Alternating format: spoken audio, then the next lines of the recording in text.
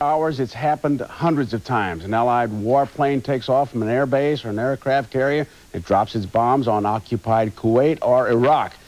Now, the air war against Saddam Hussein's military machine has been relentless, and President Bush, as you heard, has indicated it will continue for at least a while longer.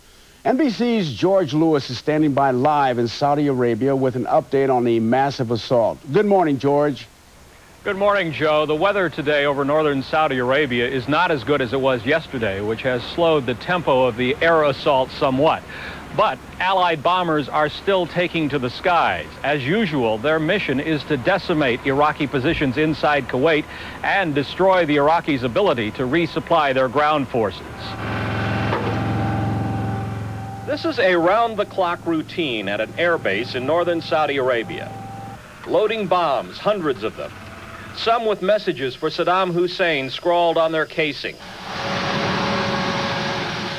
But the real message is in their delivery, and from this base, the delivery service never stops. These A-10 ground attack planes depart Saudi Arabia, their moves elaborately choreographed. And they return with pilots eager to talk about the damage they're inflicting. It's great. It's a great, it's like an amusement park almost, but except they're shooting back at you, so you got to be real careful. The more time that we have to soften up Saddam's Republican Guard, the more the easier it's going to be for our guys when they do have to roll north to retake Kuwait. So we'd like as much time as we can get. The Air Force is joined in its airborne crusade by the U.S. Navy. Carrier-based jets are conducting operations 24 hours a day. So are the U.S. Marines. And so are the other members of the alliance. British pilots are continuing their runs at major Iraqi installations. On Monday, they knocked out a major oil storage facility. In fact, one worry of Allied commanders this week has been the sheer number of warplanes converging over Iraqi targets. There's a fear that the air traffic congestion could lead to mid-air collisions.